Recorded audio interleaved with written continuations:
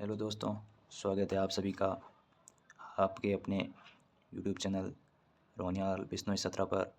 शिक्षण विधियों की श्रृंखला में हमने पिछली 2 कक्षाओं में पढ़ा कि शिक्षण के लक्ष्य और उद्देश्य क्या होते हैं और उनसे संबंधित पी.एस. ब्लूम तथा उनके साहित्यों का वर्गीकरण पढ़ा। आज हम इस कक्षा में पढ़ेंगे कि शिक्षण के स्तर कौन से होते हैं और शिक्षण विधियाँ क्या होती है, शिक्षण तकनीकें क्या होती हैं और शिक्षण उपागम क्या होता है, इनके बारे में पढ़ेंगे। ये शिक्षण विधि आपके REET, third grade, mains, BSTC, PTT आदि भर्ती परीक्षाओं में उपयोगी साबित होगी। तो आप यदि चैनल पर नए हैं तो चैनल को सब्सक्राइब कर दीजिए और अपने साथियों तक भी इस वीडियो को शेयर करिए, वो भी शिक्षण विधियों को अच्छी तरह से पढ़ सकें। तो आज हम शुरू करते हैं। शिक्षण के स्तर कौन कौन से होते हैं, ये परीक्षा में प्रश्न आमतौर पर पूछा जाता है। तो शिक्षण के 3 स्तर होते हैं: स्मृति स्तर, विचारहीन स्तर 1, नंबर 2 अवबोध या समझ स्तर और चिंतन स्तर। अब स्मृति स्तर या विचारहीन स्तर, इसके प्रवर्तक है हर्बर्ट स्पेंसर। अवबोध या समझ स्तर है, इसके प्रवर्तक है मॉरिसन। और चिंतन स्तर है, इसके प्रवर्तक है हंट। तो ये शिक्षण के 3 स्तर। ये स्मृति स्तर है, ये प्राथमिक कक्षाओं में उपयोगी होता है। अवबोध या समझ स्तर उच्च प्राथमिक कक्षाओं में उपयोग होता है और चिंतन स्तर है वो उच्च माध्यमिक कक्षाओं में उपयोगी होता है। तो ये पढ़े हमने शिक्षण के 3 स्तर। अब हम पढ़ते हैं कि शिक्षण विधियाँ क्या होती है, शिक्षण तकनीकें क्या होती है, शिक्षण उपागम क्या होता है, क्योंकि ये कॉन्सेप्ट सभी के क्लियर नहीं हो पाता है कि शिक्षण विधियाँ क्या है, उपागम क्या है। तो आज हम इस कक्षा में पढ़ेंगे जहाँ से प्रश्न पूछे जाते हैं। तो देखिए, शिक्षण विधियाँ, शिक्षण प्रविधियाँ या तकनीक या शिक्षण उपागम। शिक्षण विधियाँ क्या है? ये शिक्षण की ऐसी युक्तियाँ या तरीके जो विषय वस्तु को सुव्यवस्थित तथा संगठित कर उसे विवेकपूर्ण तरीके एवं निश्चित प्रकार से बालकों तक प्रेषित करती है, वे शिक्षण उद्देश्यों को प्राप्त करने में सहायक होती है। इसका मतलब ये है कि शिक्षण विधियाँ किसी भी विषय वस्तु को सुव्यवस्थित और संगठित कर विवेकपूर्ण तरीके से बालक तक प्रेषित करने में उपयोग ली जाती है।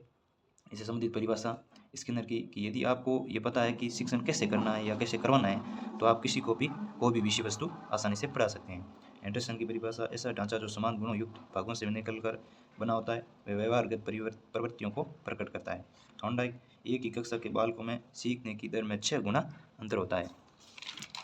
इसके बाद माध्यमिक शिक्षा आयोग की परिभाषा, सर्वश्रेष्ठ पाठ्यक्रम तथा पाठ्यचर्या तब तक मृत प्राय है जब तक उसके लिए एक श्रेष्ठ शिक्षक व शिक्षक के पास में अच्छी युक्तियाँ या शिक्षण विधि का अभाव है। अब शिक्षण विधियों की प्रकृति, यहाँ से भी प्रश्न पूछा जाता है। यह टॉपिक बिल्कुल मस्ट है। शिक्षण विधियाँ हैं वो पूर्व नियोजित होती हैं और पूर्व निर्धारित प्रक्रिया है। शिक्षण विधियों में निश्चित सोपान होते हैं। ये शिक्षण विधियाँ अपने आप में स्वयं में स्वतंत्र होती है और इसमें विषय वस्तु की प्रकृति के अनुरूप शिक्षण विधियाँ उपयोग में ली जाती है।